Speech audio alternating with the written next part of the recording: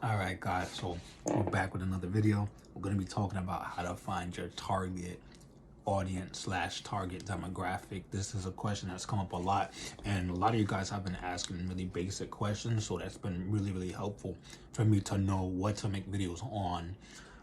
Instead of just taking inspiration from other people, I'm able to see what you guys actually want me to make. So keep asking good questions. So the first thing is you need to figure out the demographics of the audience that you want to reach. You don't want to look at the audience that you already have, because sometimes the people that you have now may not be the people that you want long term. So look at the overall goal of what you're doing. If you're creating videos, you're just creating funny videos, or if you're teaching, or if you have a business, focus on posting stuff that your potential audience, the audience that you want to reach, would want, if that makes sense. So for me, because I pretty much try to help out people who want to build their social media, I reach those people.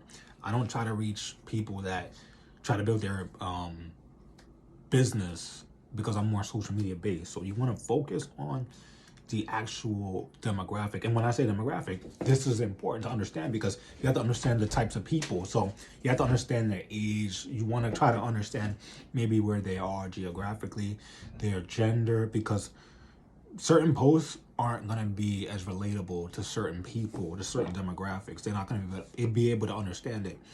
It's like if you're talking about a show, like certain people watch the show. So like if you're talking about a show that's like for kids, of course kids are gonna be more interested in it. So you want to make sure that your stuff, you know the demographic, so you know who to target.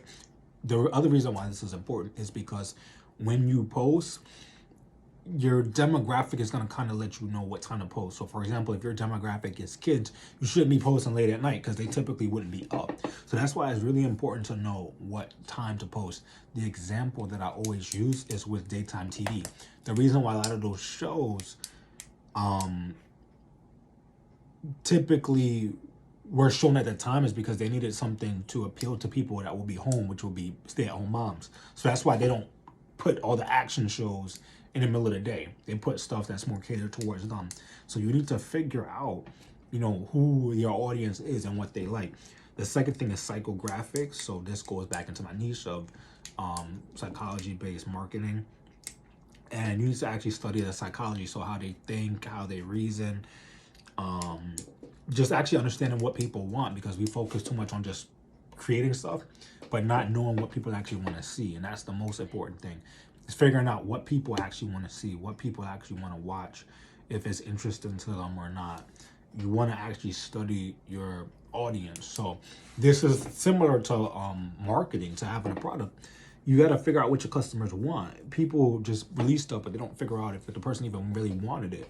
That's where the sell me the pen analogy came from. The idea, it wasn't just to say sell me this pen, so you just spend all your time saying, oh, this pen does this pen does that, this pen does that. The reason why it's important to understand the market is because when the person who passes the test, the sell this pen test, the person who passes is the person who understands that you have to look for the, you have to look for the buyer, or the consumer who actually wants the pen. And that's where a lot of people fail the test. That's why a lot of salespeople, they have that, rite of passage, or that old adage of selling a pen, because it really helps people to understand supply and demand, that you shouldn't just be trying to force products on people. So the purpose, like I said before, it isn't just to say, okay, like the pen does that, and just to verbally try to push the person to buy is if they actually need it. So that's why you have to actually get into the psychology and understand what the person wants and needs. And it's the same with posting, figuring out what people actually want to see. And from research, they want to see bright colors. They want to see stuff that they actually want to see, stuff that they're searching up, just stuff that's already good. They want to see it. So that's why niching is important, because it lets you know that there's an audience for a certain thing.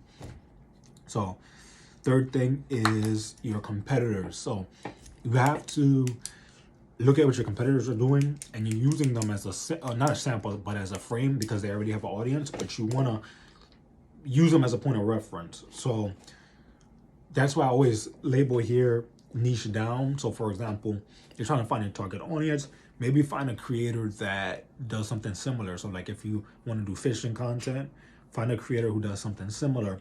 But to compete with them, you might have to niche down. So if they're doing fishing, maybe like I say in the other videos, do saltwater fishing or freshwater fishing, niche down because it limits the competition. But you need to actually find a niche in a category. You can't just post sporadically because you want people to come back. You want people to expect something and come back and follow you.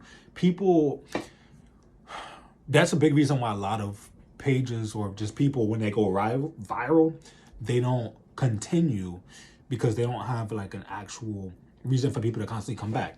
So if you actually have like a niche, people constantly come back, you get followers, and it's a constant stream, and they keep sharing stuff, and you grow. But you need to have an actual theme. So, like I said, you look at other creators, and because they actually have a niche or pattern, you figure out what your own pattern is, and if it's similar to them, the smart thing to do is niche down from them. So like if you and them do comedy, maybe do something similar. So do comedy, but maybe do comedy for teachers. You know, you want to have an actual club. So I always use the analogy of when people were in like high school or middle school and how we had cliques.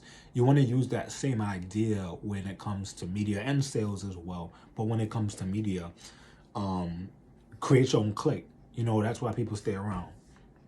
Fourth thing, because I don't want to make this too long, is, you know, display your expertise and then find the area where you have expertise in. I would rather say that. Find your expertise. So if you know something really, really well, stay with it because you're able to talk more on it. That's another reason why when people try to become social media coaches, they don't do well because they don't know enough about it. So because I've been doing it since like 2015, I've seen changes and I thoroughly understand it. So that's why I have my expertise specifically with YouTube and with Instagram as well. But like I said, really, really niche down. Focus on one thing. I think a lot of you guys try to focus on too much at once. So try those 4 tips and see how they work.